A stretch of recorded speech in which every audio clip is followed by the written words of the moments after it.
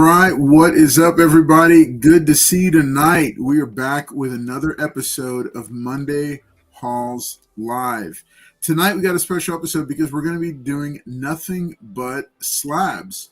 Over the past month or two, through Prescreens Worldwide and others, we've done some CGC pre-screen submissions. We'll talk through a little bit more about that.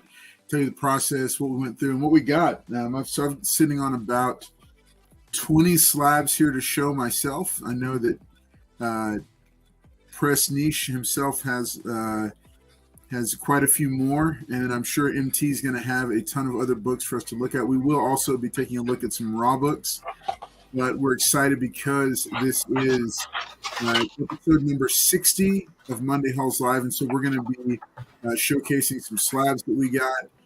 But then we're also going to be showing some free books that are not encased in plastic and carbonite. Before we get started, though, I want to showcase a couple of things that we've got going on at the channel. In case you didn't know, this is not the only night that we have a show here on the channel.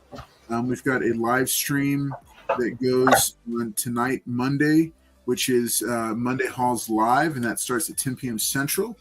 And then we also, on Wednesday nights, we do the giveaway show, which is just that. We give away 1, 2, sometimes more comic books.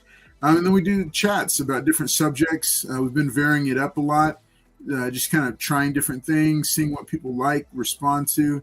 So you can join us for that on Wednesdays at 10 p.m. Central. And you can see the ever-famous Paul and see what he's up to, what kind of shenanigans he's been getting into. And then on Friday nights, at 10 p.m. Central also. Many Friday nights I will load different Friday features. These are top 10 lists for my picks. I've got a Green Lantern video that I've been working on that I'm super excited about because it has inspired me to pick up some Green Lantern comics that I don't know that I normally would have picked up if it wasn't for the research for the video. So I'm looking forward to sharing that with you. I'm working on getting that edited. Hopefully going to have it up for this Friday night. And then I've got several other videos in the pipeline, including another series that is a follow-up to this first starter video series. Comic Collecting for Beginners was a 4-part video series that I put together. It is its own playlist on the YouTube channel here. If you scroll down on the homepage, you can find it there. It's 4 parts talking about just getting into the hobby of comic collecting. To follow that up, I'm going to be doing a 3-part series later on towards the end of the year, towards the end of 2022, talking about how to properly ship comic books.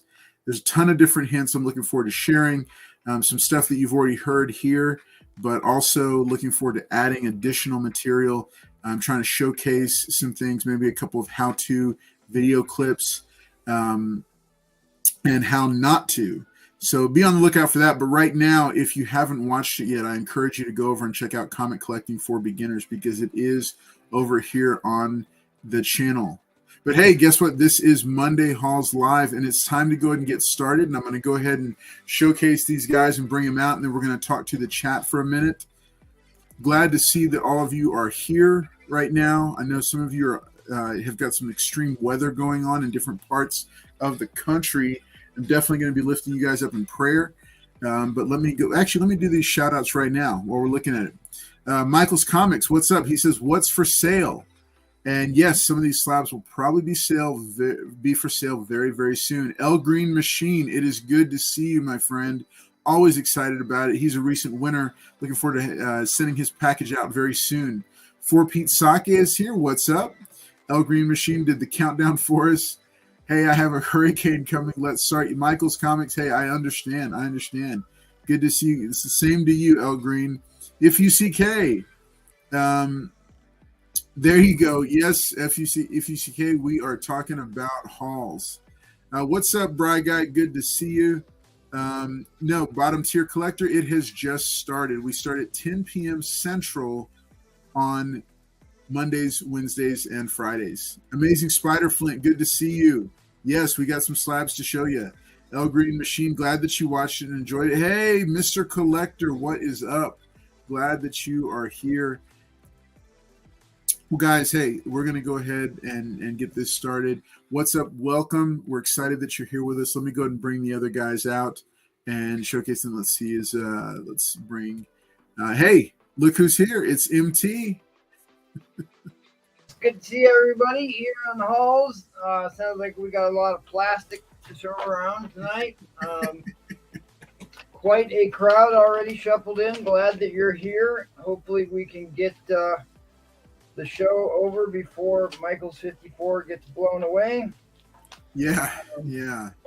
Michael's Comics. Let us know what part of the country. I'm guessing you're in Florida, because I know you guys are getting inundated right now. But let us know. Well, as always, it's good to have MT. MT is our resident expert on all things silver, bronze, copper. Well, all the precious metal comics.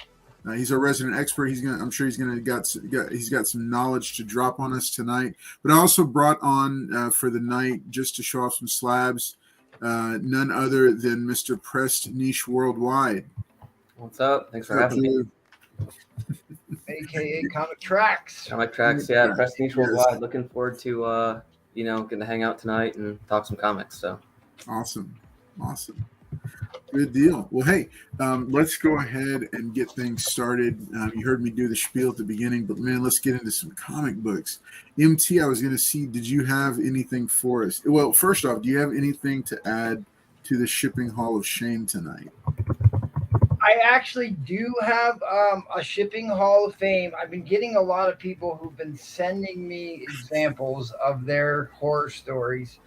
I had a pretty good one come in today, and I need to get those images over onto the computer. Okay. We will go through those together, because that's getting to be quite a popular segment here, the Shipping Hall of Fame. Or the Hall of Fame. Graphic for it. We'll cue that up here for a little bit later on. Hey, Mr. Collector, good to see you. Good to see you, Mr. L. Green Machine. Bra Guy. Who else we got in here? Bottom Tier Collector. Michael's here. At any rate, I pulled some slabs, and I pulled some slabs maybe that, because Mr. Prescreens is probably going to show some pretty big heavy hitting slabs. So I kind of pulled some stuff that maybe are a little bit more obscure, that are still really cool for us to take a look at. But I did get a couple packages today. They all look like they were packaged appropriately. So nothing terrible today that I can show you. But I did pull a dozen slabs or so. Oh, wow. I mean, I'm trying to keep it under 100 slabs. I'm not being real successful at that, but that's kind of where I wanted to be. So that's why I've been giving quite a few away. Yeah, I'm interested to see you. You've got an unboxing here tonight, Carlos. Is that the rumor right here? Yeah. So it's actually a combination of like a couple of unboxings. You might want to put Walmart Comics on that packing list too. So we've got. I've got. That's a good point. You know what? Funny you should mention that. I bought a pack from Walmart here.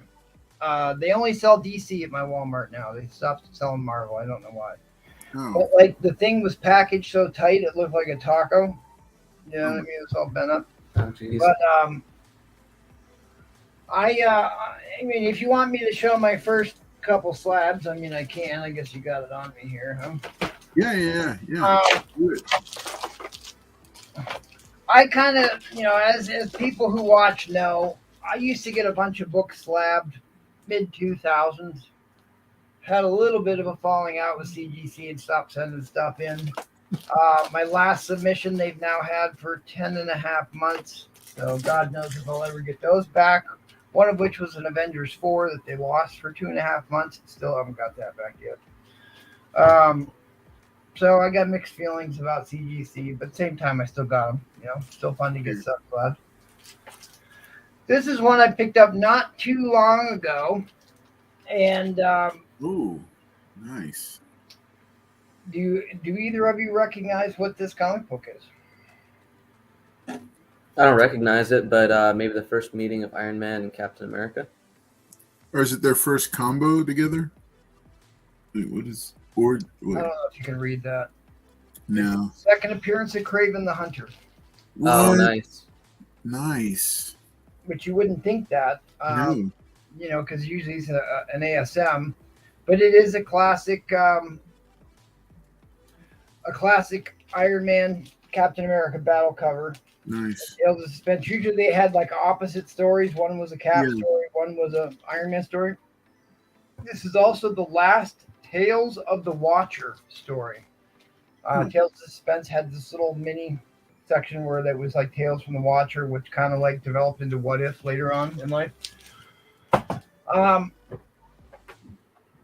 This is one I have been on the fence about resubmitting because I think really this should be a 9.8 or could be a 9.8. This is a slab I actually got from Lawman. One of the last couple ones I got from the Lawman. Of course, we're specking big on second gen Young Avengers. Kind of like Young Avengers, especially in their first iteration. So I'm not big on modern books, but this is one that I'm happy to own. That was a really good run. That It first was. volume. And they had Young Avengers Presents, where each character had their own comic, and those are really cool books to own. And I've got a set of those. Now this is one maybe Carlos. Oh, nice. Affinity for. This is the Marvel Star, which went for 13 issues. A little bit more popular than the 3-issue DC run that happened. 4 if you count DC or DC Presents 47, the first appearance of He-Man in comics. But that's one that I will always own. This I will never part with this. Yeah. I actually just pressed one of those for one of our guests in the chat. Actually. Did you really? Yeah, probably 2-3 weeks ago. That's a good book. Here's a book. This is one of the books that I got from my dad's collection, which was not extensive, but there was some good stuff in there.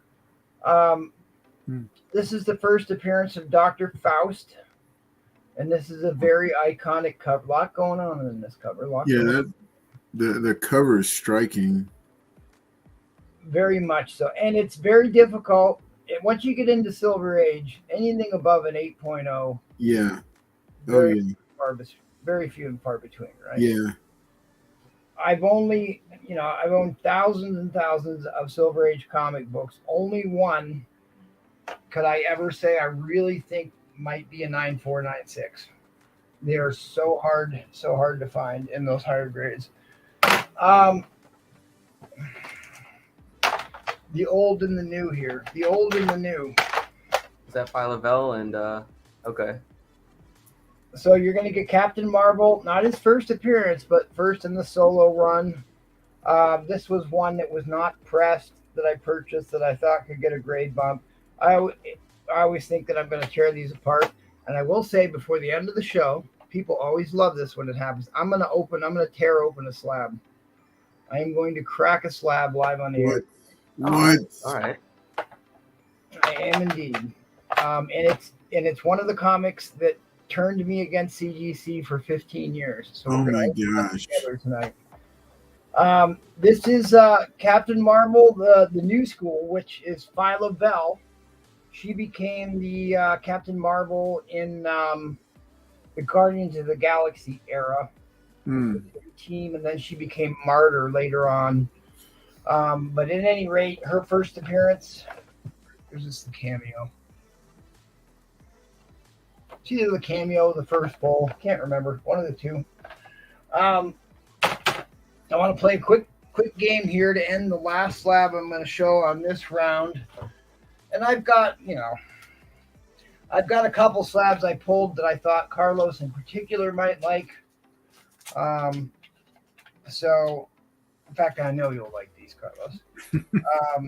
They kind of go along with some of the stuff that he has been showcasing on his channel. All right, we're gonna play a little game here. Much earlier than Carol Danvers. Carol Danvers did not become Captain Marvel till 6 years ago, maybe. Captain Marvel, who is Marvel, was a Kree from the Kree Empire, and he started out in his green and white costume, and then he became red and blue. He was in the Avengers, and then he would go on to have the Negabands. And they're paying homage here to his original outfit because he had this weird, goofy little helmet with a little mohawk thing down the top. So they're homaging that in this comic here. But in fact, maybe I have it in my reach. I've got the original, or the where the female version gets her first appearance. But I'm not going to go digging for it. At any rate, we're going to play this game real quick. What grade do we think this is? This is Journey into Mystery, number 119. I want to see what the chat has to say. Chat, please let me know what you think this grade is. Let me take that out of the bag so you can see it better. Can you give us a spine slide or something? I'm going to give you a slide on both sides. On both sides. A patented professional comics spine slide. Okay, so no chipping. I've been taking notes, watching Paul's videos, so I can do this justice.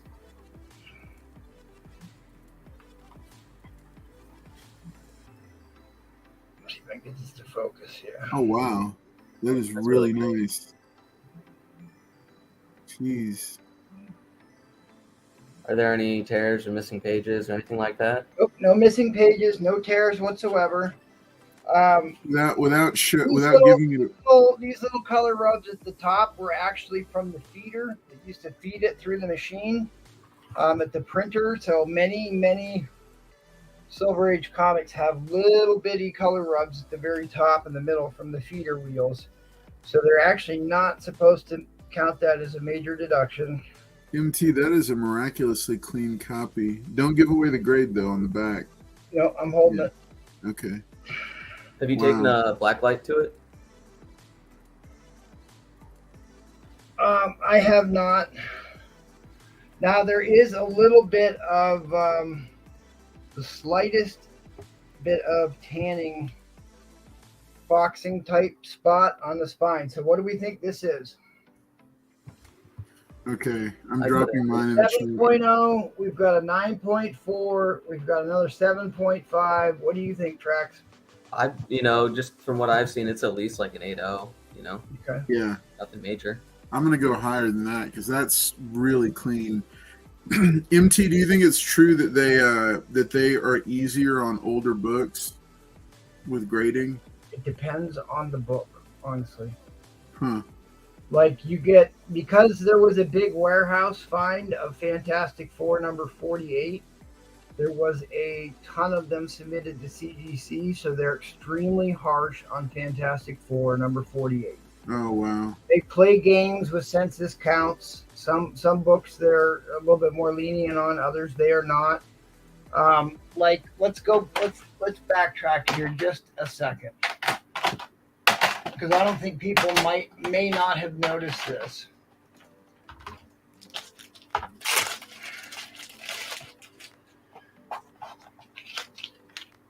This book was not pressed either, but there is a large chunk taken out of the cover of this. Oh, book. wow. It's a 4.0. Yeah. I pressed and cleaned the book, a first appearance of Clea for can't remember. Anyways, sent it to CGC, it came back a 4.5. Similar chunk taken out of the corner. His came back a 4.5.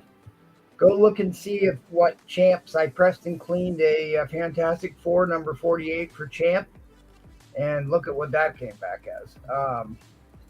But anyway, otherwise, I mean, it's still a clean book. It never got pressed. You can see a lot of the spine breaks that didn't get pressed out. My camera was any good. But anyway, I just wanted to show that there is some wide variation in grading on Silver Age books. Okay, so Spider Flint said 7.5, Rama says 8.5, D Winner says 8.5, Green Machine says 9.1. Carlos says up to 9.2. Wow. What? Yeah, you got robbed. Wow. Unless I don't know what they could have seen that would have brought it down. Well, what do the graders notes say? There aren't any.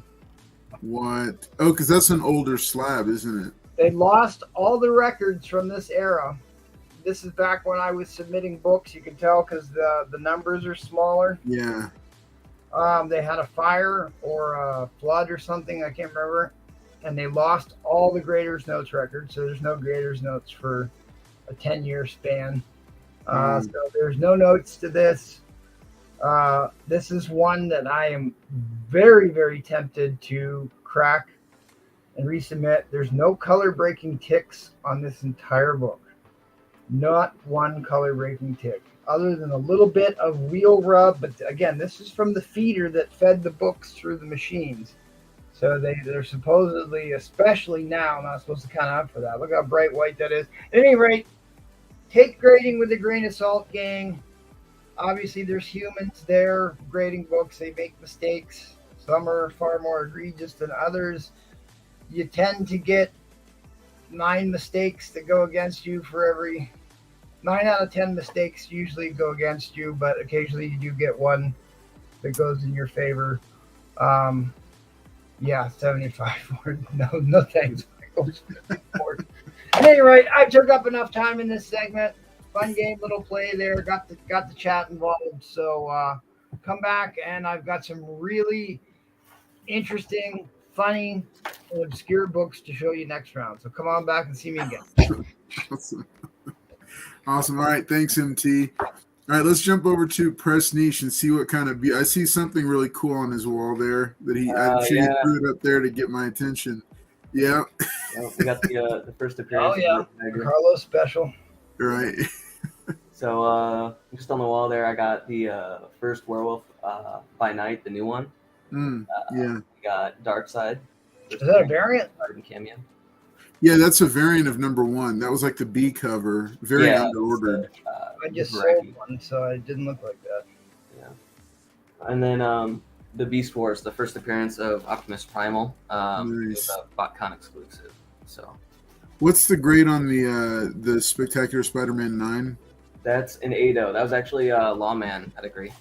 Nice. Oh, 2 copies. Nice. So that's I think that one was the higher grade of the 2. But yeah, what is that? I agree. They hit Golden Age hard. I've seen some really nice Golden Age that were only 4.0s, 5.0s. I don't know what it is with them in Golden Age. I think what they do is they have notes on books, and if they have a known flaw that happened to every single book, then they're supposed to ignore that flaw. So I think sometimes you see stuff you think it's overgraded or undergraded, but I think they try to have some sort of a consistent pattern to how they do it. One would hope. Like you said, it's it's done by humans, and humans make mistakes sometimes. Right. So, Right. But, so actually, I'm going to start off with books that I got this week. So I'm going to go with first Mando. Yeah, first Baby Yoda and Cameo. So actually, I had 2 copies of that. That's the cover A. So, and then here's the popular series right now. But this is the 1 in 25 of number 1. Yeah. How many printings is that up to? I could not believe when Paul told me that. It's a lot. I think they're up to cover E or F when I made my submission a couple weeks ago. Wow. I mean, obviously a couple covers in the first printing, but still, this was variant cover B. So. Nice. And this is a book that I couldn't believe I found it at this. It was a comic shop in Austin, but I think maybe people didn't recognize the cover.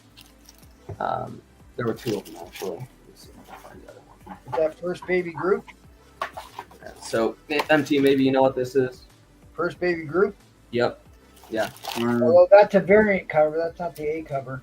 Yeah, it's a 1 in 10 incentive of the First Baby Group. So, although technically the First Baby Group was in the Annihilation Wave, but he wasn't a quote unquote dancing wide-eyed baby looking thing like Scotty Young drew it, but he was still like in a potted plant type thing, and the raccoon used to spit on him to keep him watered.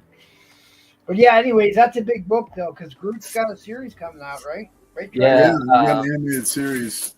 And we got the movie, and I think because of the fact that the actual first appearance of Groot is just so unattainable that people are going to pile into the second, third, Baby Groot, things like that.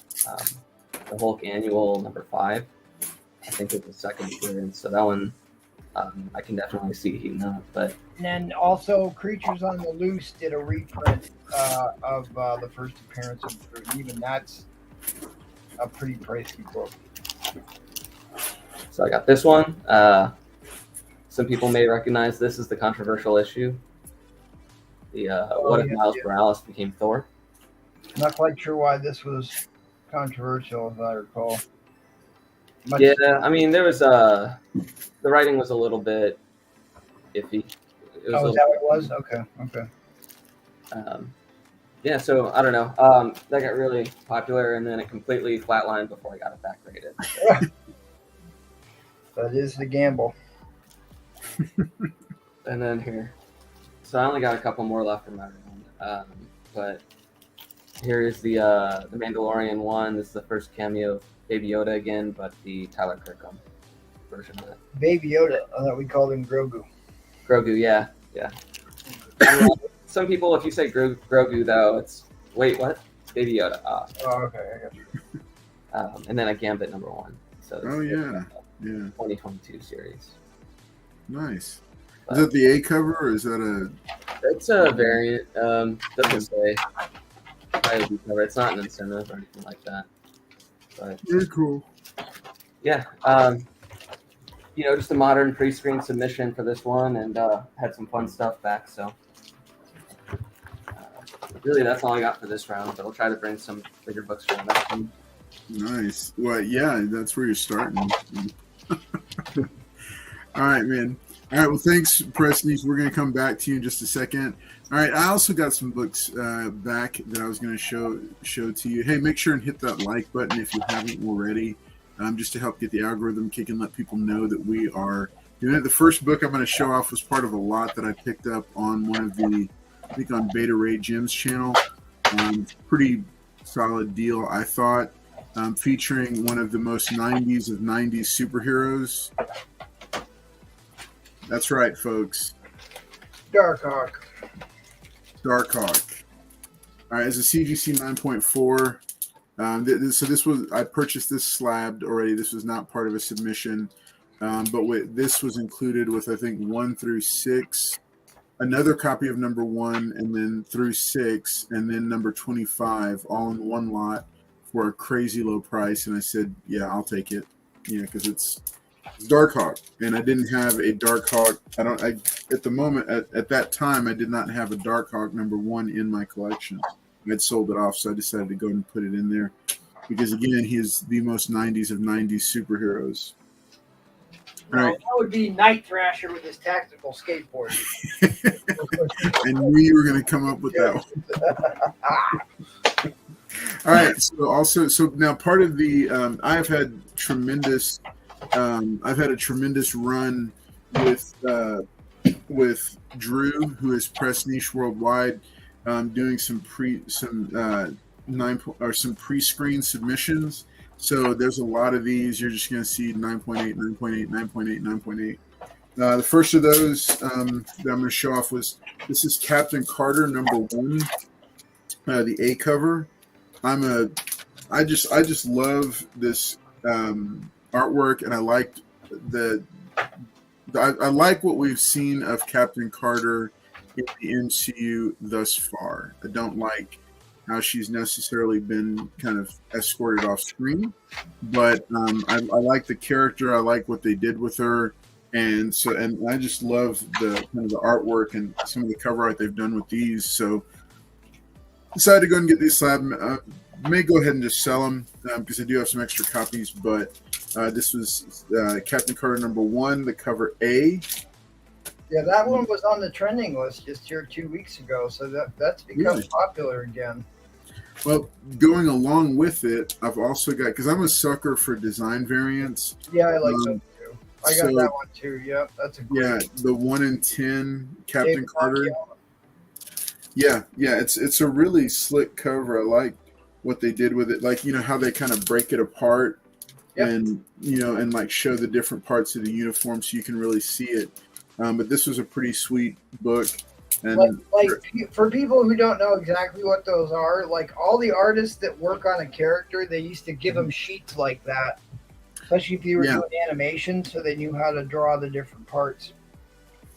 yeah, that's a good quick history tip. Yeah, because they, then that way other artists and went into the series Bible, and so on and so forth. And could replicate the uniform correctly, right? Right. Yeah.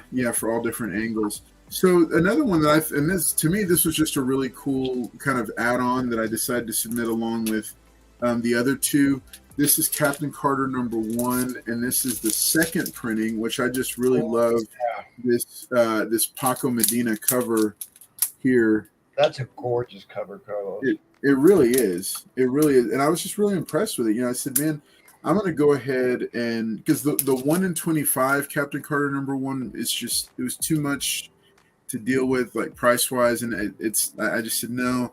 But this was just, it surprised me because it jumped out on me at the, I think on FOC. I ordered this one on FOC. So I grabbed a copy. It was pretty clean. And I said, all right, you know what? We're going to go ahead and get this pressed and submit it.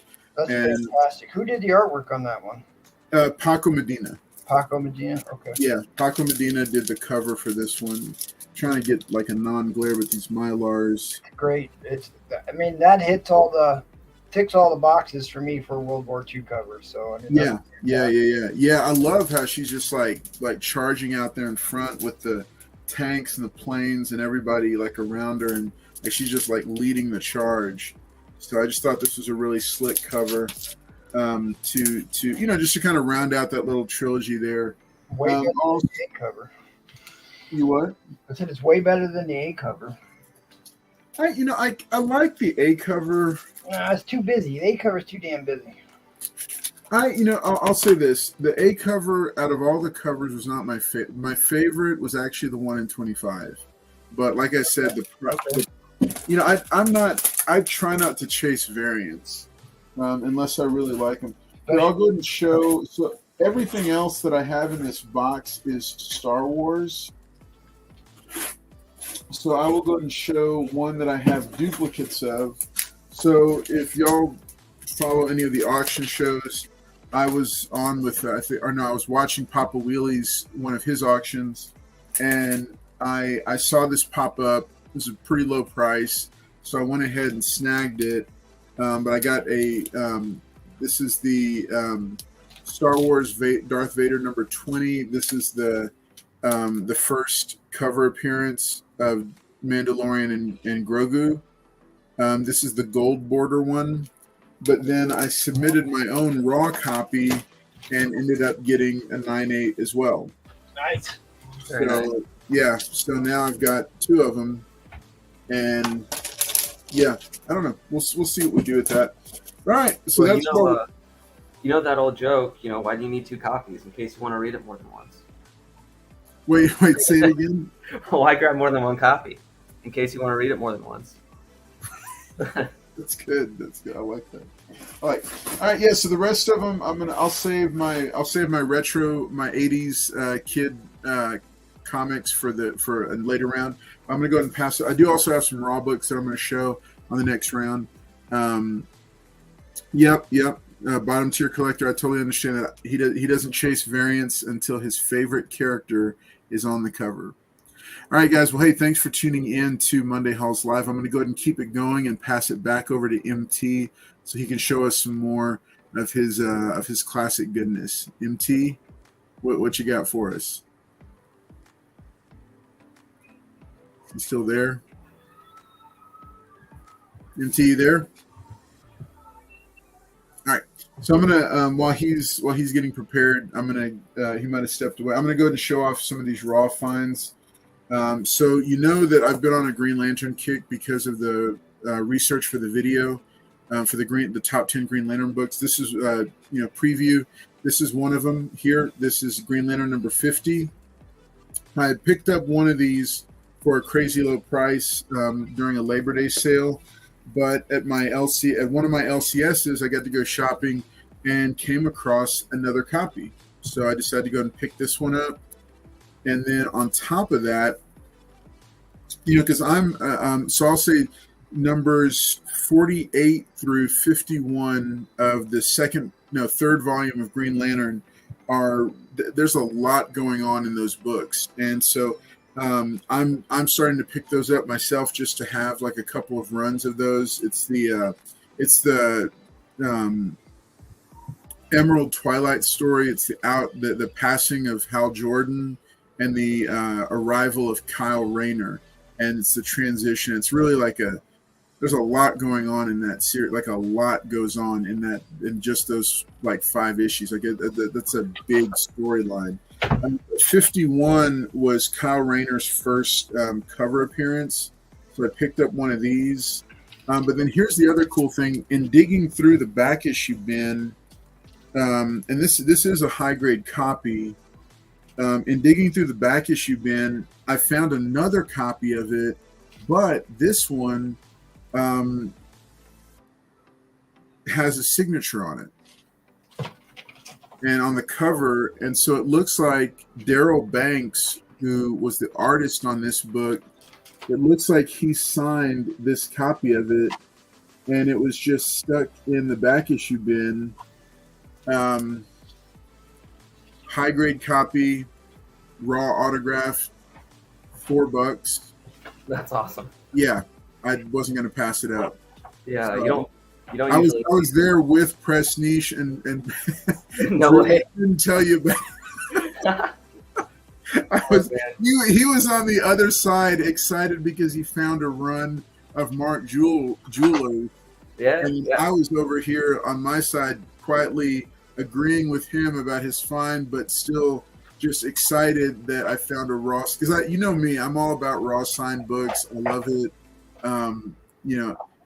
Michael, if this is not how he signs his name, then let me believe it. All right, because I got it for only $4. So I was pretty happy about that. It's nice to find those. And look, I know that with raw signed book, one of the biggest things that you run the risk of is it being a fake.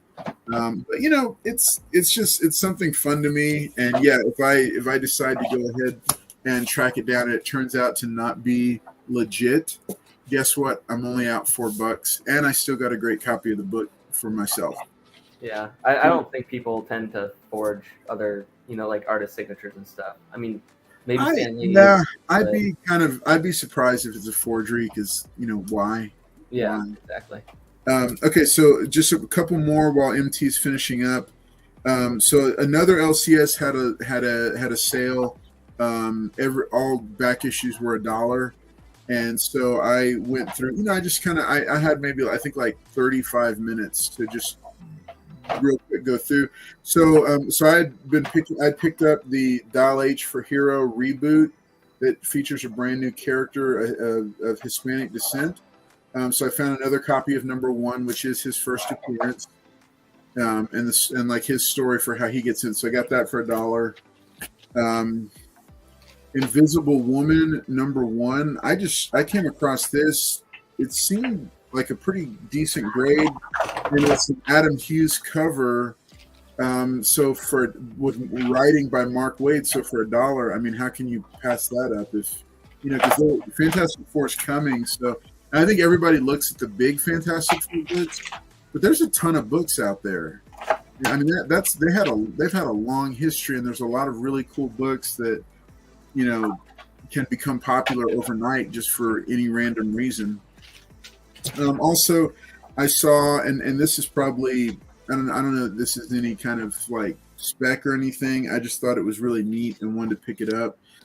Black Panther and the Agents of Wakanda number 1. A couple copies for $1 each. Maybe they are $1 books. I'm not sure, but I just really like that idea. and I decide. bought those too, and I don't buy modern books. I kind of had a feeling maybe that book was going to do something, and it might yet. It might yet. Oh wow.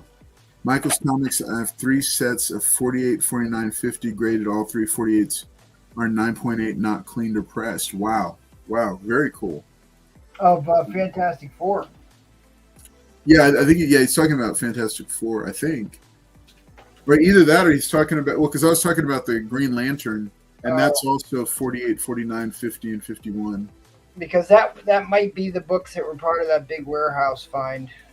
They found they could have been. those 3 issues. They had a big warehouse find, which is why. Yeah, either way, they're pretty sweet. I think those Green Lantern books, even though they were they had a large print run, I still think those Green Lantern books are incredibly undervalued for their significance. Yeah, he's talking about Green Lantern, but yeah, no, I think that's great to have. Those are great books that. I think any Green Lantern fan or even comic fan, because I mean that was a big deal. The whole transition from Hal Jordan going from Green Lantern to Parallax and all the crimes he committed, like the really horrible crimes he committed. I mean that was a huge change to a very, very significant Silver Age character. So I think that those are good books to have. You know, I've started picking them up just from the research for the show. Okay, so last 2 Raws, then I'll pass it over to MT because he's back. So the new Andor series has gone live. I found Cashin and K2SO #1 for, again, $1. So to pick that up. Last one, this one wasn't $1, but it was just, I think it was like $4 or something. So this is the era of of Justice League of America that I remember growing up. So this is Justice League of America #212, and I just love the cover. This is a pretty clean copy, and then you'll see a certain individual right there in the middle. Why is this guy the most important man in the universe? Bonus points if you can tell me who that is. But I just love the artwork and the style of art for the characters, the way they were drawn during this era of the Justice League. It's a nostalgic thing for me. The only thing that could have made this cover any better was if Red Tornado, Firestorm, or Booster Gold had been on the cover with them. So this was another fun one that I picked up. It was, it's pretty surprisingly high grade. So I'm probably going to pick up some more of those Justice League. They're very, very low price, and they're great reads. I love the artwork because it's nostalgic. So yeah. Anyway, okay. So I've taken up enough time on this round. I'm going to pass it over to MT because it looks like he's back. And MT, let's see what you got for us, buddy.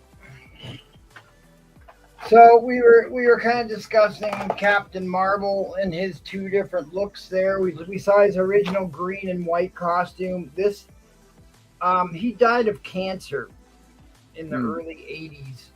So he was gone from comics for a while. And during the Secret Invasion, they brought him back. He was actually a Skrull, spoilers. But they had this mini series that ran. Garth Ennis did the artwork. The art in this series was phenomenal. The covers were great. But anyways, that's the difference.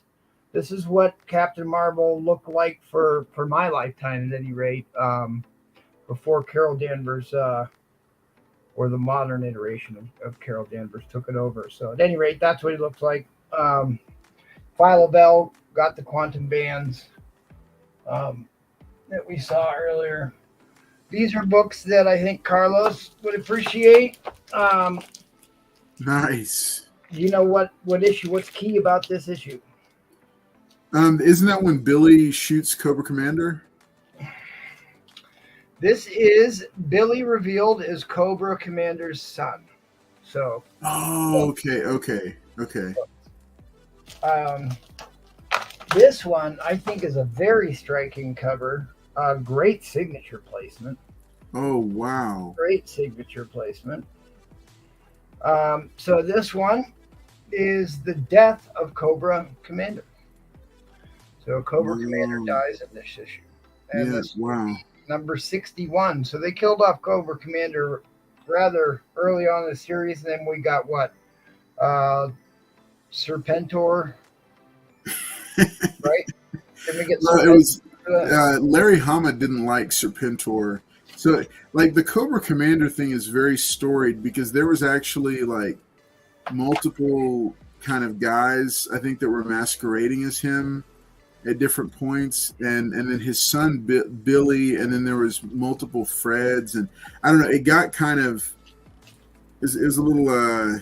before they went all ninjas. Yes, yeah. Here's a slab I'm going to tear apart live in front of you. I had to go get some tools to do that. One of my absolute prized possessions, Peter Porker, the Spectacular Spider-Ham, first appearance, as well as the first appearance of Captain America, the Goose Rider. There's one more in here. I think there's two other first appearances of these goofy characters, but Spider-Ham, they still print books with Spider-Ham on it to this day. So, talk about a long-lived spoofed character. I've shown this from time to time. This used to be one of my answers to mystery slabs, everything else what people would ask for. All right, got a couple funny ones coming up here. I guess that would have been my first funny one. Here's the other one. I got this one. I thought this would be a great Halloween book. It is from my birth month and year. I can't remember who it was on Strictly Channel that used to collect all books from his birth month and year. But like this is kind of like Kiss, before Kiss. I think that they're kind of spoofing on Kiss here. House of Mystery, Blood and Grooves, just a funky cover, a fun cover here with the high boots and stuff. Do You Dare? So I picked that one up. I like obscure bronze covers and characters, and this one I could not pass up. I got this at a con, and this is another one. Usually if I'm buying a slab, it's because I know the slab was undergraded or misgraded, or I think I could improve it with a clean and press is typically why I'm buying things. I believe that this book was wildly undergraded. This should be at least a 9.0. Wow. I've gone over this with a fine-tooth comb, and not sure why they gave this one a 7. I never did look up the notes on this one either. But Skull the Slayer, awesome Bronze Age character, obscure, fights dinosaurs, has a swashbuckling sword. So at any rate, this is not his first appearance. I guess it is his first origin and first appearance of Skull the Slayer.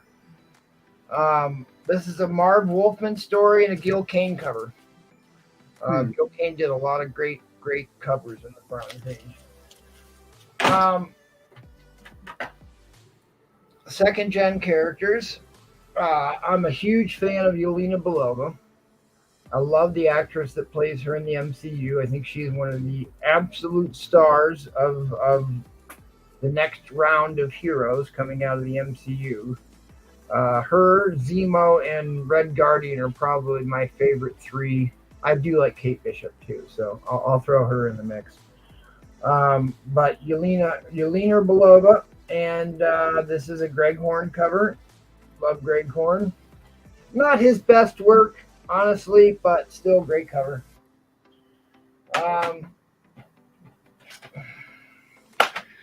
Here is a slab I have a couple of.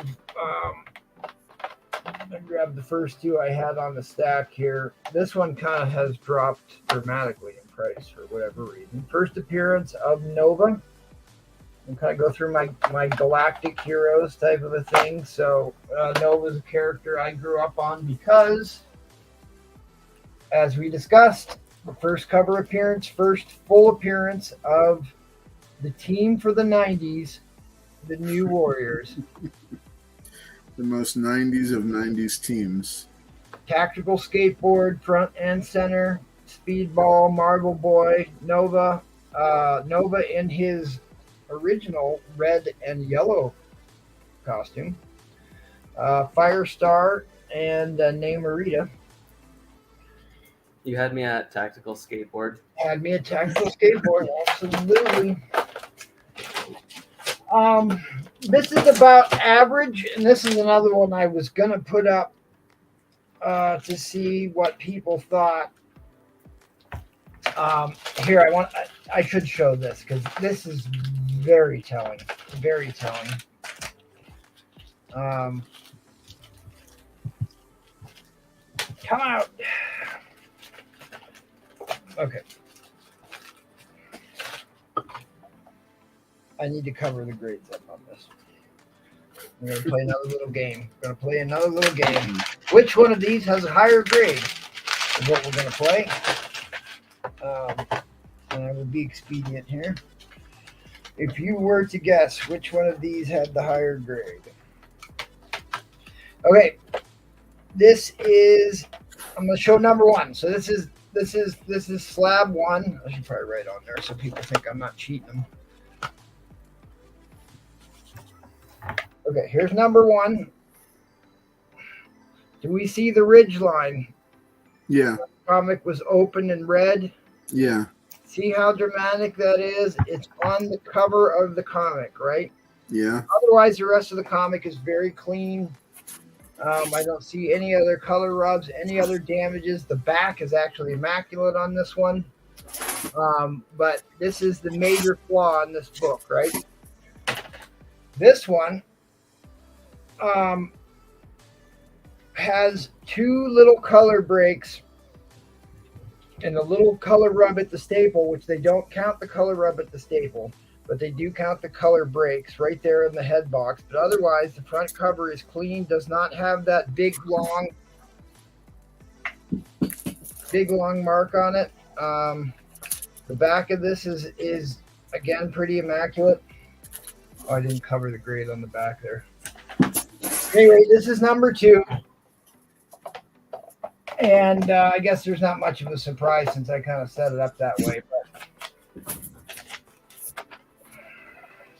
one got a 6.5 and one got a 6. The 6.0 is the far cleaner cover, other than it just has 2 little spine breaks. But it's hard for the camera to pick it up, but you can see that the whole way on the cover, and it's not as nice looking of a cover as this one. This is why I tell everybody, especially when you get into the lower grades, not all 4.0s are equal, not all 5.0s are equal. You know what I mean? Once you get in the lower grades, there can be a drastic difference in price based upon how the front cover presents. Yeah. So, you know what I mean? That's why if I'm going to buy a 4.0, I'm going to make sure it's a good 4.0. So, both of these have, this one has cream to off-white, and this one has white pages. So, maybe that's the reason this got 6.5, because it had white pages, and this had off-white pages. But really, if I had to pick between these 2 copies, I would pick to own the 6.0 copy because I think it presents better. It looks better on the shelf. Were you saying that one had a little bit of a miswrap, or no? It wasn't the only flaw. I guess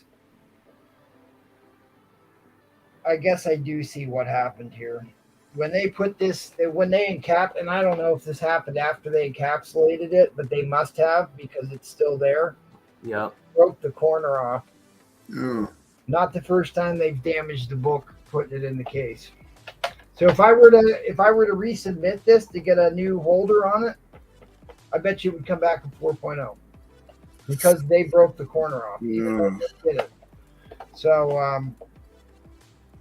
it could have happened in shipping too, or it's sometimes I don't think people realize that even after it's encapsulated, it can still get damaged. Oh, without question. But I've had them damage books of mine, which is, we'll get into that. This book was never pressed either. The 6.0 was never pressed, I can tell. But at any rate, Guardians of the Galaxy, first appearance, huge key. Love Guardians of the Galaxy, Marvel superheroes, killer run. I didn't go down and get any of my big expensive slabs out because it's too much in the ass. But these are books that I love. I usually have at least one of these up on my shelf. Journey and Mystery 10-cent monster books are at the top of my most wanted list, things that I love. Sticking with Galactic Heroes, this has been a long time favorite. This is one of these like super beloved characters. It's not like big time mainstream. He featured heavily in Infinity Gauntlet, Firelord did, but it's an expensive book. I don't know if you own one of these. Yeah, that's one of those ones that like it's expensive now, but like if they ever decided to bring him to the MCU, it's just gonna yeah. Galactus Cameo on the last page, they say. Cameo of Galactus.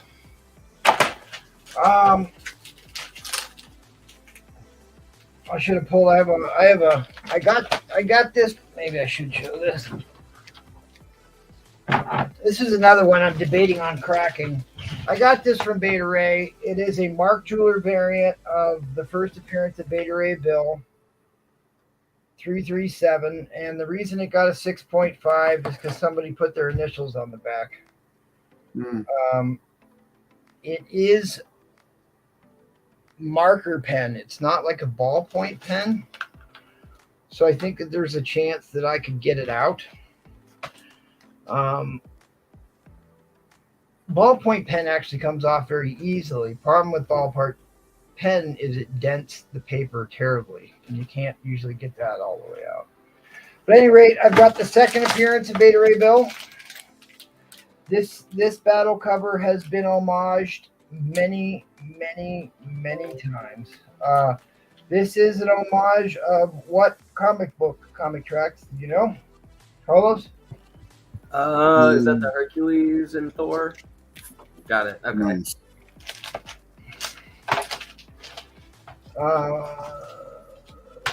They graded them, mixed them up, and when they encased them, 50-50 shot. Nova, oh yeah, right. I've got quite a few of those Nova. Here's another Lawman special.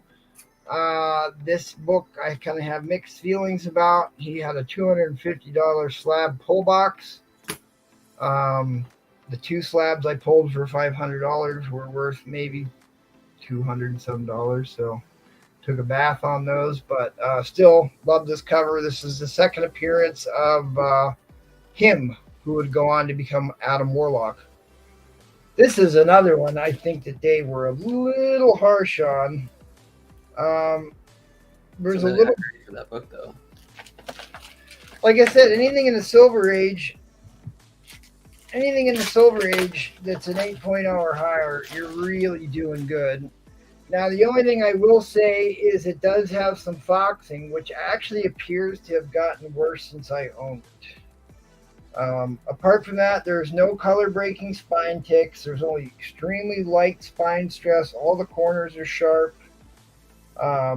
This is one that we might be able to get the foxing, the tanning out of this book, but you're taking a big risk anytime you're cracking an 8.0 Silver Age book. You got to really have my rule of thumb for cracking a book: if you're not at least putting $200 worth of value into it, unless you don't really care about it, right?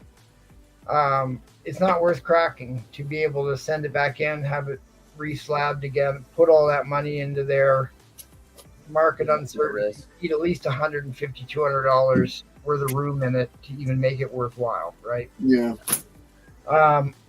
Unless you don't really care about like the book I'm going to show you. Okay. Well, modern books cost like $20 to grade, but if you go standard tier, it's $80. So, right off the bat, Absolutely. This is one that was part of the ones I was submitting en masse in the mid-2000s. I love Ultimates 3. I think it's some of the best stuff modern. Some of the best work Marvel has put out this century. The artwork in this was second to none. The story was great. It's an HBO series up and down if they would ever do it. This cover, and I love Ultimate Valkyrie, what they did with her. This is Ultimate Thor when he changed to look more like classic Thor. Ultimate Thor before this had the hammer that looks like Stormbreaker in the current movies, and he was kind of like weird tracksuit or athletic suit spandex. It was weird. Anyway, he looks more like his original self. Like, got a Pegasus on here, and this is done by the late Michael Turner, who was a prolific artist that died of cancer very young. Very young. So there's no more Michael Turners being produced. So this is a book that's not terribly valuable. In fact, when I moved from my apartment into the house, this was one of the ones that got cracked. So I'm not going to send it back into a reholder. I'm just going to keep it. It's a book that I'll just keep and love and cherish forever. There's got to be stuff that's just for you, that you don't care what the value is. Yeah. Speaking of second gen, I was gonna couple this with my Young Avengers, but this is the first appearance of Wiccan and Speed, Wanda's children, here in Wonder Man. The only time he appears in this specific costume is in this book and on this cover. Tommy and Billy Maximoff, Magneto, Wonder Man, Necro, Grim Reaper, and Doctor Strange appearance. Great book. All right, I'm gonna bring her home here. I'm only gonna show one more book here. I was gonna play another let's play the grade game here, but maybe I can do this all at once. See if the camera can pick this up. Can you see it right below the Hulk box? The yellow Hulk box. There's 2 major dents in that with spine ticks. I can see some color break in there. Can you see the color break there? There's a bunch of color breaks on this, right? Yeah. These 7.0s, the spines are super clean on both of them. These 2 7.0s, I believe, were undergraded again.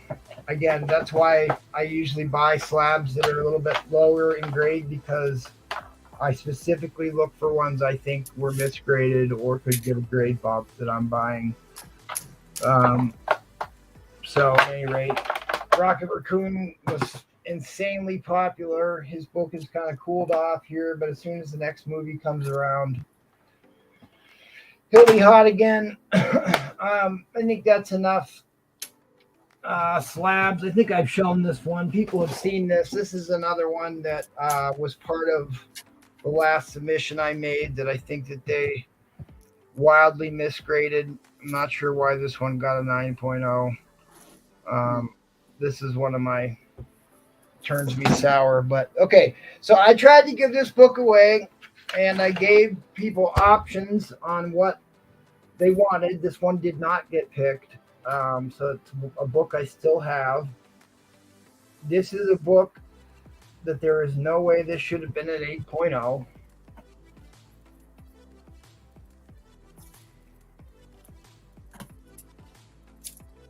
There's no grader notes for this book. The only thing I can find is just a little bit of rub on that top corner, but that's not uncommon.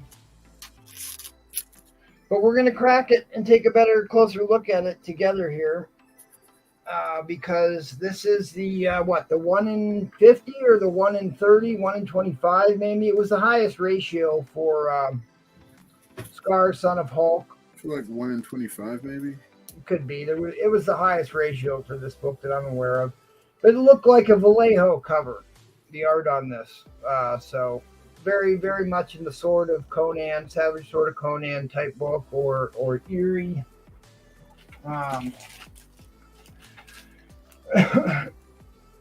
Very much in this painted cover. So you go through a lot of trouble to collect a book, clean a book, and then pay enormous amounts of fee to grade it, get it encapsulated, and I'm tired of looking at this book and getting angry, so we're going to destroy it here tonight. So if I damage it when it comes out, we can all have a good laugh about it. Now, the older Gen books, it's got the smaller grade on them. I think they call this Gen 2 labeling. Come apart much easier here. You should just be able to crack it with your hands like that. Right. But I've also, this is not the first slab I've cracked, and I did try and crack it by hand one time, and did not like how that turned out. Yeah, you can't choose where it's going to crack. So I'm just going to take this one a little bit slower and probably break the case, which is okay because they glue the corners on these. Yeah. For the new slabs, at least, I use a little Dremel tool and I cut the corners first. Right.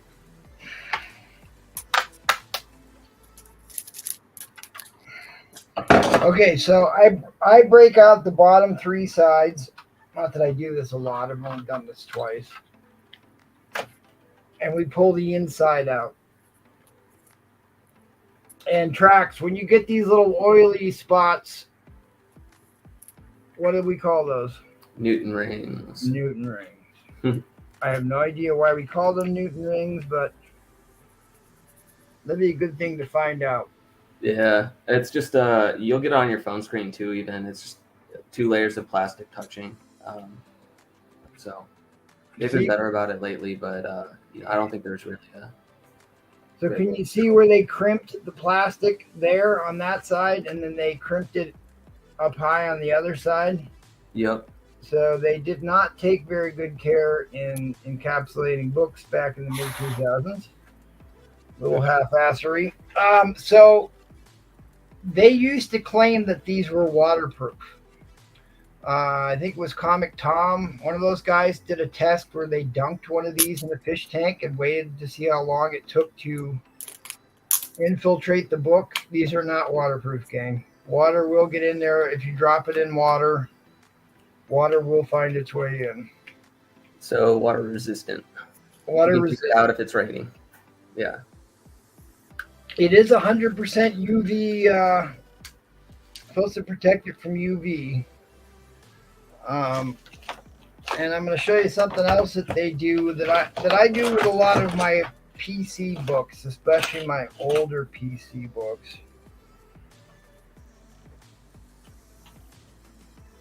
I've got some AFA figures, and I think they're like 40% UV protection.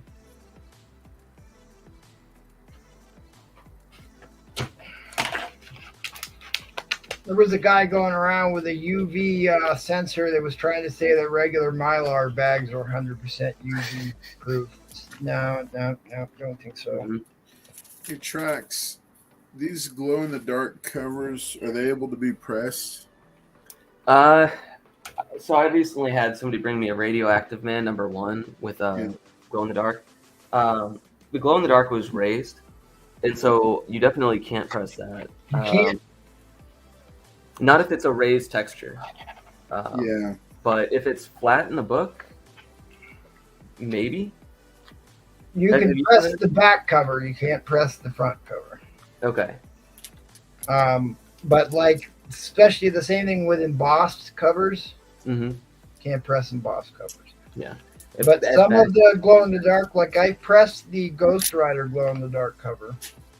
And what I did is I padded it out with a couple of pieces of paper instead of just putting a comic book board on the outside. Mm-hmm. I padded a couple layers of paper on it, and it seemed to do okay. But you don't really have raised portions of the book like you do with some other glow-in-the-dark. Because otherwise it's just paint laying on top of the ink or paint laying on top of the comic like everything else. Yeah. I think the books that give me the most trouble are the ones that have the little subscriptions, like the tags inside the book, where you have to match the paper to be the same thickness as the, oh, yeah. Yeah. It's like Web 118 or Hulk 423. I have gotten 9/8, but it's an ordeal. Well, that and when they started putting those stickers for the free downloads. Oh, yeah. Yeah, those are. I've gotten pretty decent at those, but they're a pain. Well, now they're saying that you don't have to have that sticker on anymore. They'll note it on the label, though. They won't give you a green label, but they'll note that the sticker's been peeled off. They're not supposed to give you a deduction either.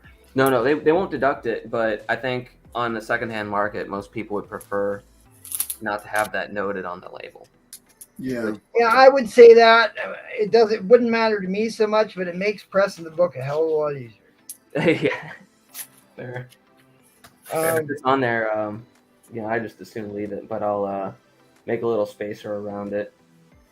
Speaking of CGC news, there was news today that CGC is now going to denote newsstands on labels. Yeah, I saw that. Newsstands and multi-packs. Yeah, I'm interested to see how they're going to do multi-packs, other than they're going to claim that this came out of a multi-pack. I mean, are you grading a multi-pack in the poly bag? Because typically anything you submit that has a poly bag on it, they take the poly bag off. Mm-hmm. Yeah. Like Maybe they're talking about DC Universe logos. That was the first thing I thought of. Yeah. Boy, this sucker is stuck in there. All right. MT, we're going to come back to you when you... Yeah, go ahead and keep doing what you're doing. Yeah, we're going to let... All right, so folks, we're going to come back... I'm destroying this thing yet. We're going to come back to MT in just a second. Let's see what Trax has over here with him on his side. All right. Well, MT showed a book, and I just had to go grab mine, but... There you go. I also have a 7.5, but it's we got matching grades.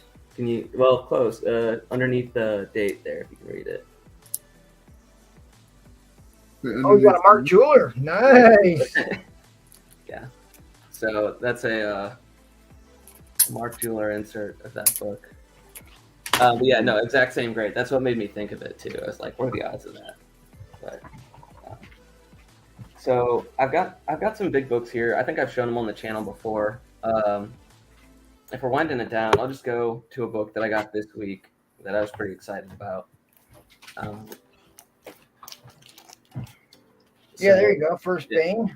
Yep. Bane breaks the bat.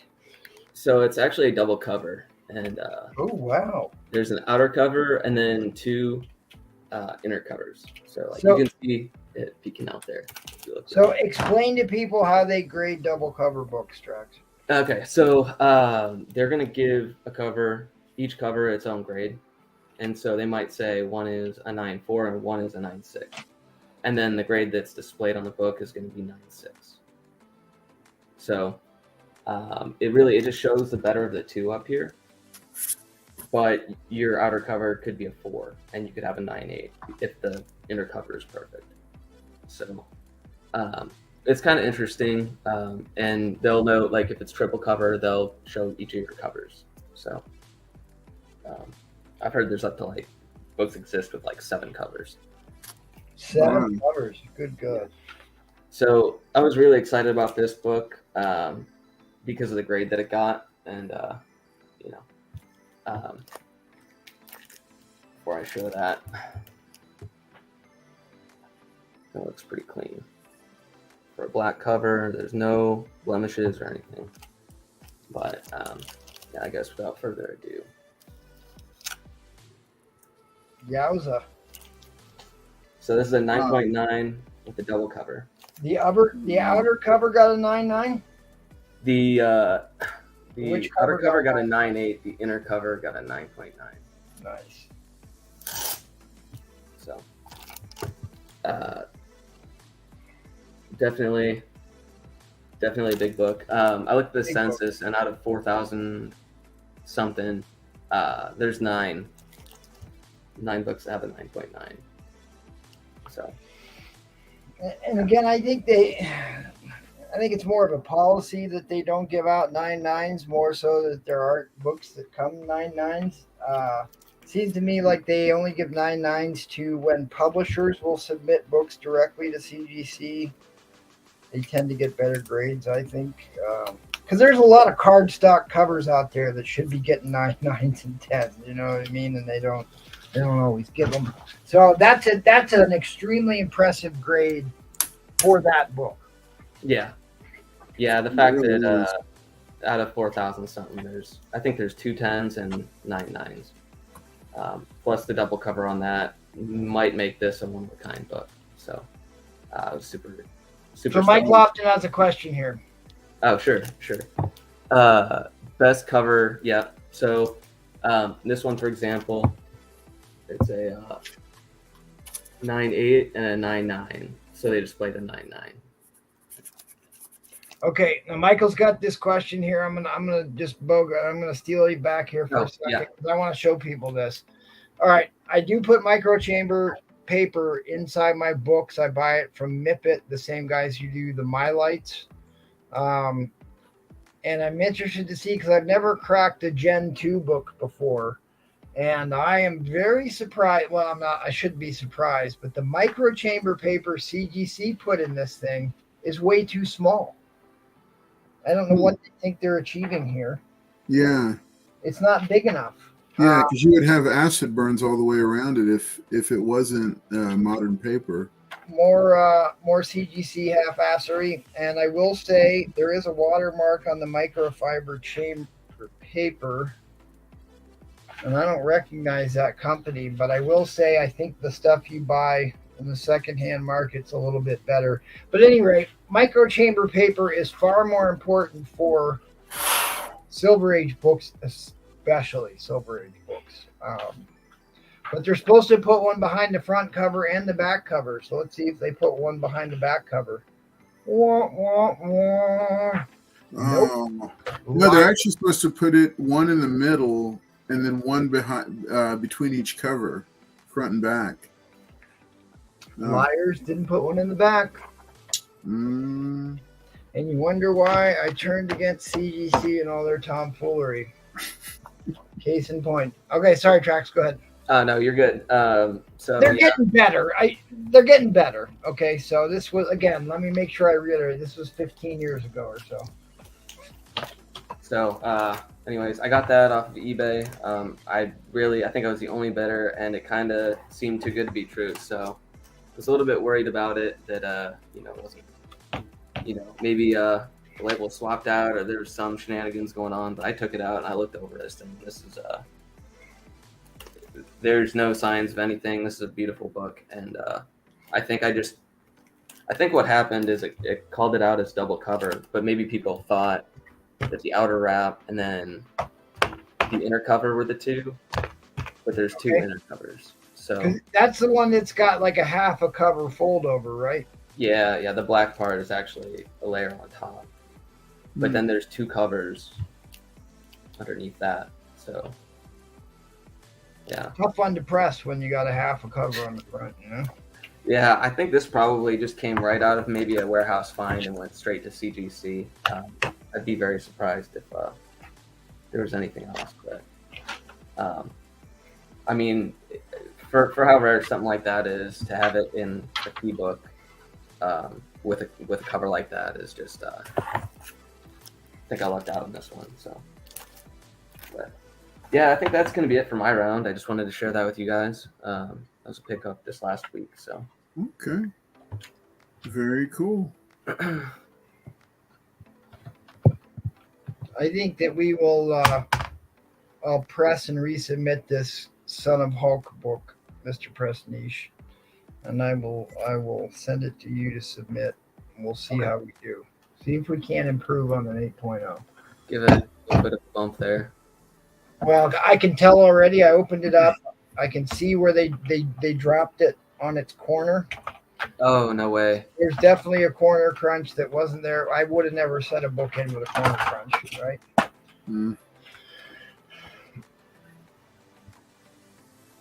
Maybe if I take it out, it'll be easier to see. Did you have any other books in the submission? I mean... Yeah, this was part of a 20-book submission. They were all modern. Okay. I was going to say, if they were all undergraded, then something probably happened in shipping. But if this was the only book that had an issue, then... All my books came back 9.6s and 9.8s. Okay. 18 of them. 18 of them, I think, out of the 20, 14 were 9.8s.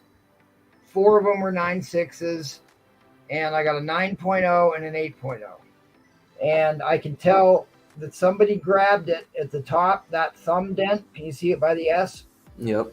That's like where somebody grabs it with the thumb and manhandles it, taking the book out, and you can see the dent on the corner just below that. You know, I'm not sending a CGC a book that looks like this. I mean, this is before I was pressing books, but I wouldn't have sent something in I didn't think had a 9698 chance, right? Right. The other one is my the other one was my another Michael Turner cover, because I was sending. This is when Michael Turner was dying of cancer. I don't think he had quite died yet, but he was on the way out, so they were giving him a lot of tributes. This is a very classic Michael Turner pose that he did a lot of characters in this very similar pose. This was a big book at the time. And again, this is a cardstock cover. I have no idea why they would have marked this a 9.0. There's no color breaking ticks on it whatsoever. Wait, are you going to crack that one too? I don't see the point. I have another copy of this. I have a 9.6 copy of this, right? It isn't a terribly valuable book. Lee Scar, Son of Hulk, has the potential to go up in value.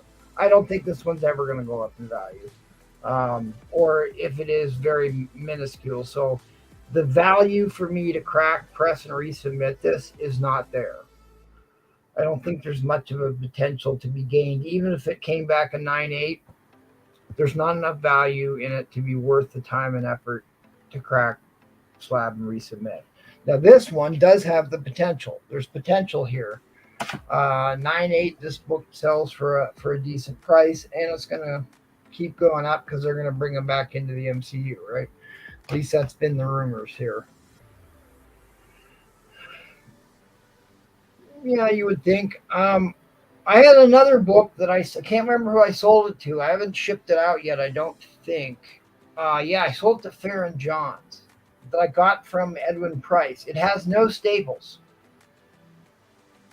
It's a Silver Age book with no staples. Super easy to press that one, Mr. Niche. Super easy to press that one. And like that book, I could open it up and press the whole thing flat. You know, that's what I do if I'm replacing staples on a book, which don't ask me to do it. I hate doing it. It's stressful as all get out. If you want it done, it's not cheap. But I've got a couple different boxes of period staples. I'll pull the staples and I'll unfold the book and lay it down. And sometimes I'll press each page individually. The first one I did, that's the way I did it. And then I started pressing 2-3 pages at a time. And I'll press the cover separately all by itself. And then once you get it all pressed out, like it gets rid of spine stress big time that way. And then you can fold it over, reinsert the staples, and you're off to the races. But this is kind of getting into Wednesday's show, I think, here. So I don't want to get too deep in the weeds here. Save some material for Wednesday.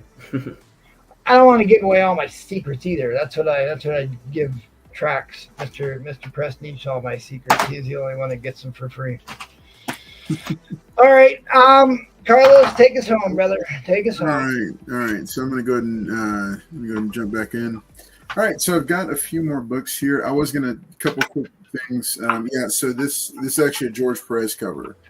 I switched it out, and I was really, and it does have all my favorite characters. So I'm very excited about this little Justice League book. No, they're not super interesting, but I tell you what, Mike wow. said before, that's a book that's well worth trying to get a 9.8 on. I would send it to CGC and not CBCS. Yeah. Wow.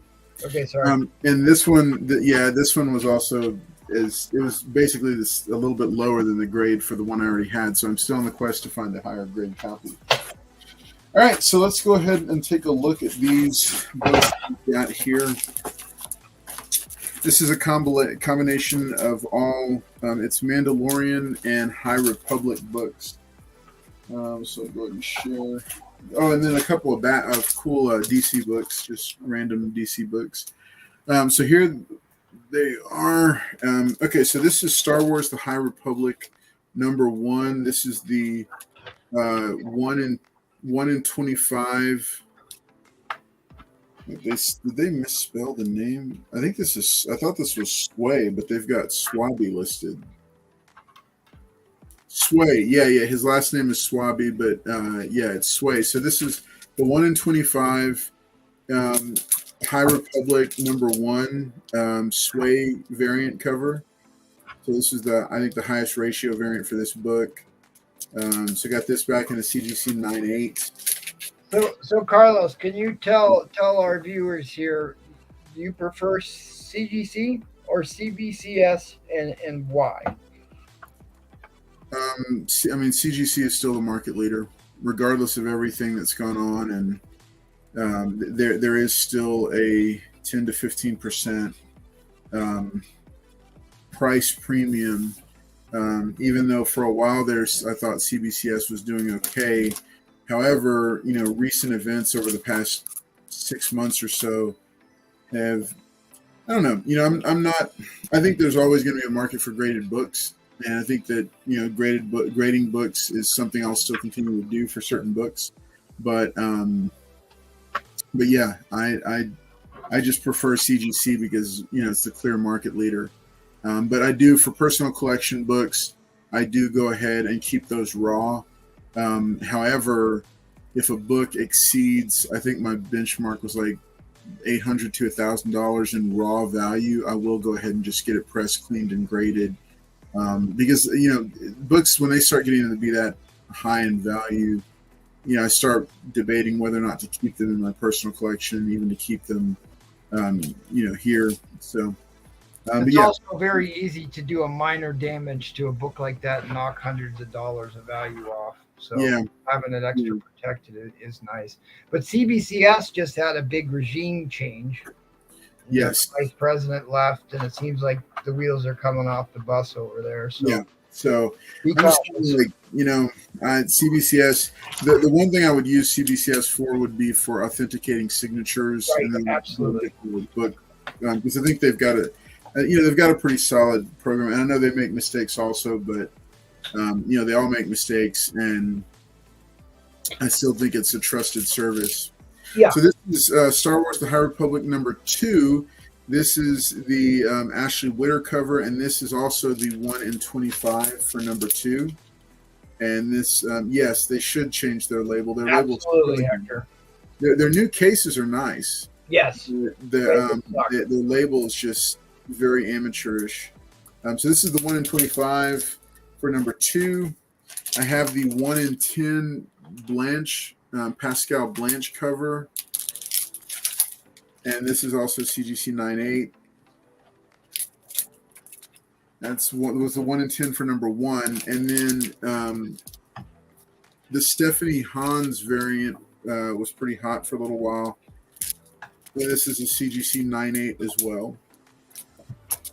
So who's that on the cover there, Carlos? I don't know a whole lot about the modern Star Wars. That's what is her name? Well, I mean it's Yoda. Well, that I know. But then yeah, Blondie. Loden Greatstorm. Okay. I'm not 100% sure, or it's either her or Venestra Rowe. I think I don't know. I'm Denarius Stormboy. So yeah, so there's this one. Okay, let's do the Mandalorians real quick because I have a ton of them. So anybody that doesn't know or doesn't keep up with some of what I've done, I bought in heavily to Mandalorian. So I bought in heavily to it. So this is Star Wars Mandalorian #2. This is the Cameron Coley variant cover. I think this is like the B cover. It's not a ratio. So this is the first full appearance of Grogu, even though they did not put it on the label, which is fine. The A cover for #2 is actually pretty slick. I really like this one. And then for #2, this is the 1 in 25. First full appearance of Grogu. Also, #2 is what those are. I'll save these DC and 80s books for last. Star Wars Mandalorian #1. This is the 1 in 10 for number 1. This is the action figure variant for number 1, which I'm a fan of the action figure variants. So now, did you own a bunch of those Star Wars action figures when you were a kid? I had a ton of them, and I wish I had taken better care of them. Right. You know, we had a friend of the family, and see, I was one of those kids that was playing with them and just like played them till death. You know. Right. But we had this family friend, and his mother got him this huge case, and she wouldn't let him play with those things. Like, they were out of the box, but they were on the little stand, and they were like in mint condition, just all lined up there, and she wouldn't let him play with them. Now, I don't know what the purpose is of taking them out of the packaging, and like, you know, because at that time you didn't think about it like that. You know, you didn't think of them as collectibles. So nobody would leave them in their cases or in the little plastic. Right. My brother and I fight about that because I don't take anything out of the package anymore. I leave it in there, and he's like, the true essence of a toy is to be played with and to be taken out. So like, he opens up everything. You make him sound like the comic book guy on The Simpsons. He is, and like even like the really expensive collector's edition toys, he opens those up. And nobody opens those. Well, here's the thing. No, I actually have a couple of them. The most expensive toy I've bought as an adult, I think, was the Snake Eyes and Timber classified series set. It was $55. I used a gift card from Christmas to buy it for myself because I would never buy that for myself from my own money. But because it was a gift card and I wanted a gift, so I'm debating whether or not to open that because I want to display it with some of my Snake Eyes books. Don't do it. All right, so here's 2 DC books that I slipped in, just because these were pure and simple cover buys, and I just really like them. So this is the Guillaume March cover. This is an Amazing Spider-Man 316 cover homage. Oh yeah. Batman. Okay. This is Batman number 126. This is his part of his big fight with. Now I'm forgetting his name. Failsafe. Yeah, the new villain for the Chip Zdarsky run. Failsafe. So this was just this really cool homage cover. I saw it and I said, man, you know, that's a really nice cover. So, you know, because DC does really well with some of their variants. Tell people what it homages because they may not know. Yeah, so this is an homage to Amazing Spider-Man number 316, which and I wish I'd pulled a graphic of it. You know, Venom would have been here, and Spider-Man was down here. Mm-hmm. And it kind of had that lunging forward, and it had that purplish background. Yep. It's considered, I guess, the full first cover appearance, not the technical first, but I don't know. You know, I mean, you know, but can't count a hand. Yep. Yeah.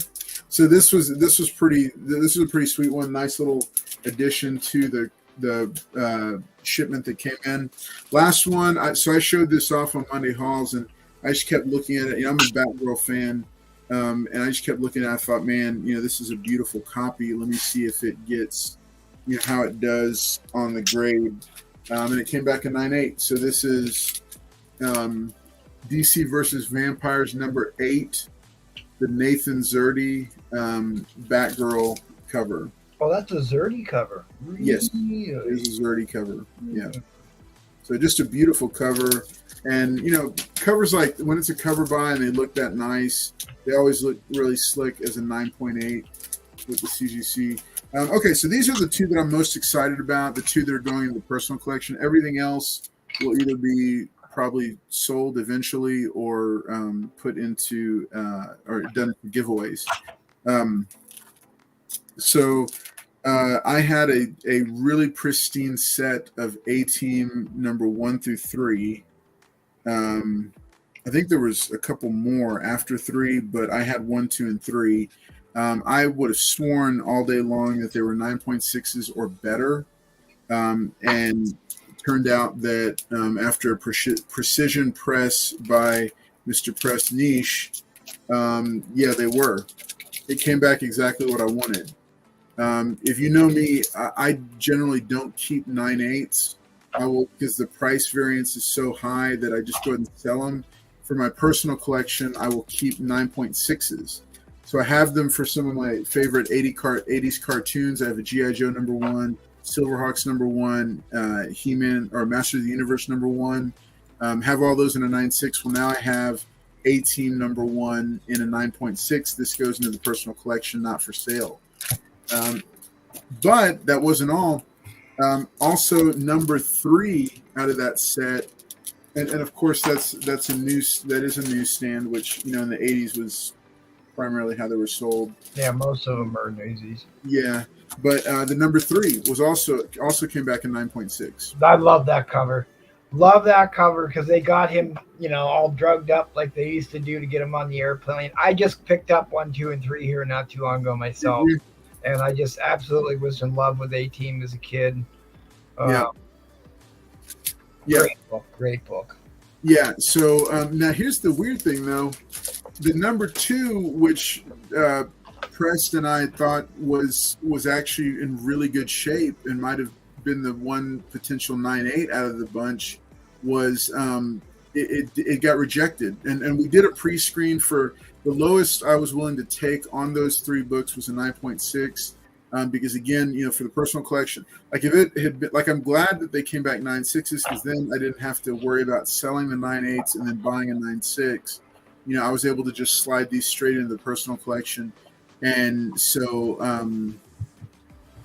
so the #2, I think we may take a look at it again and see about resubmitting it because it absolutely should have been a 9.6.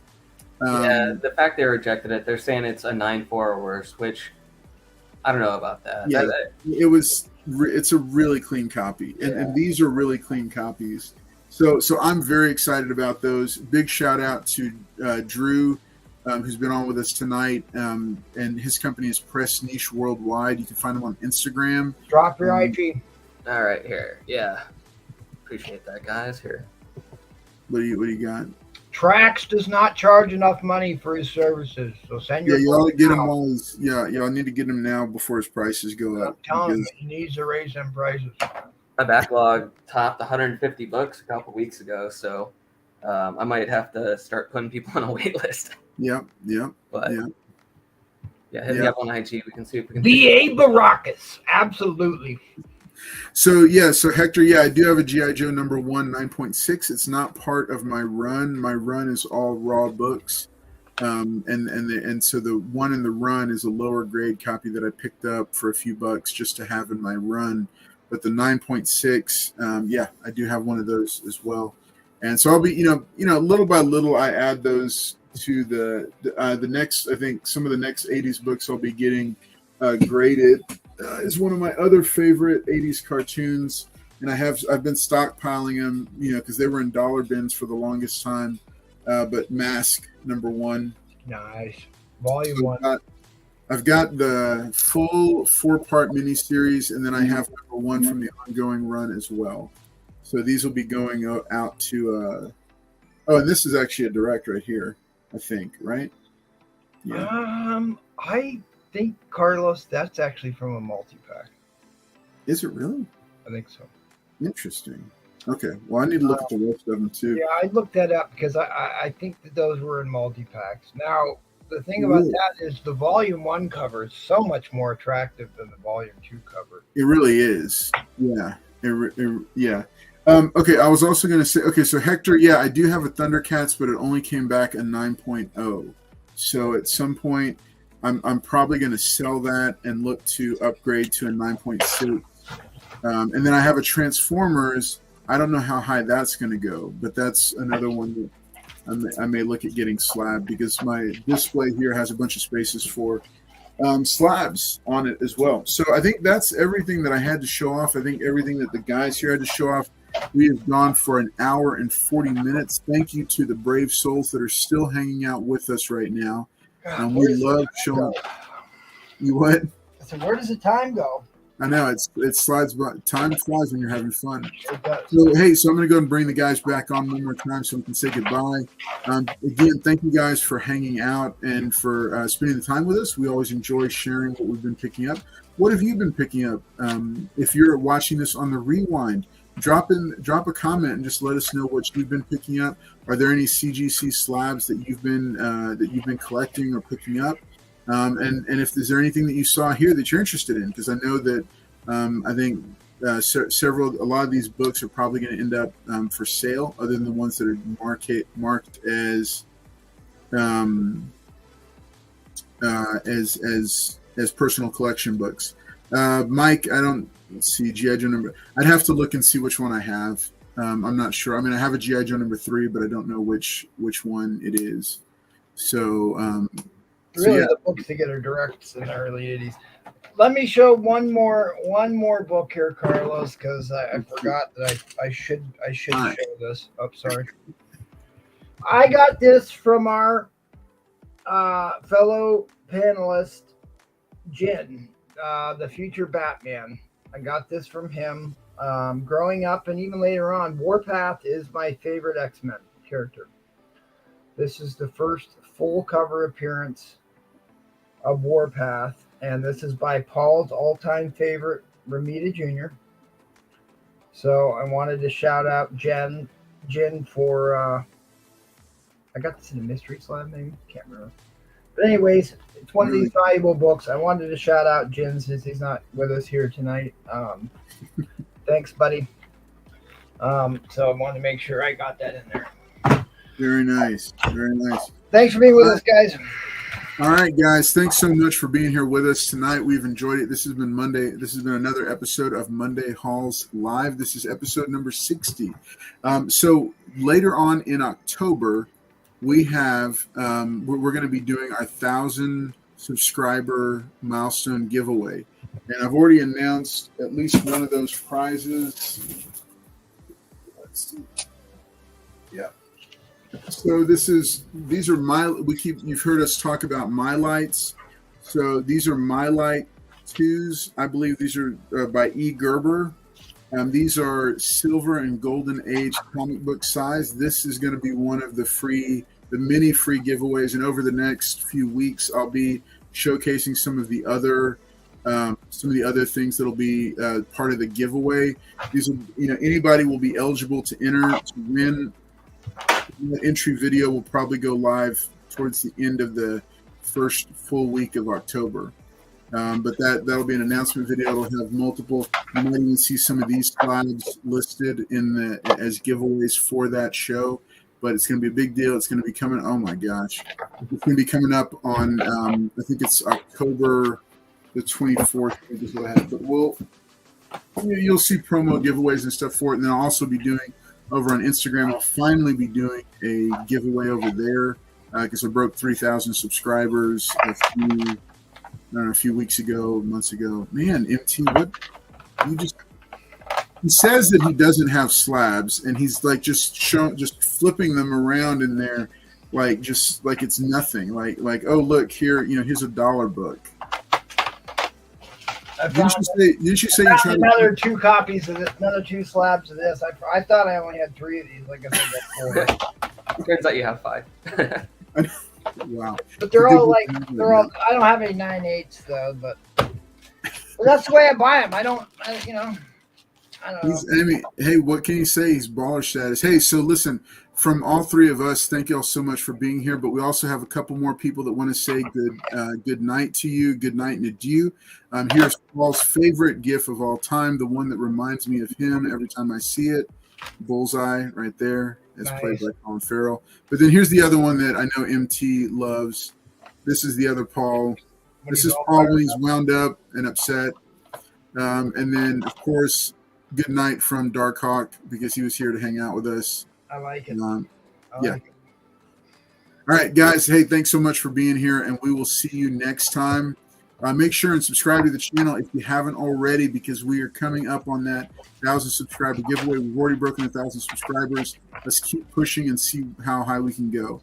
But from all of us here tonight on Monday Halls Live, episode number 60, it's been fun. Have a great night and keep collecting those comic books. We'll see you next time. See you guys.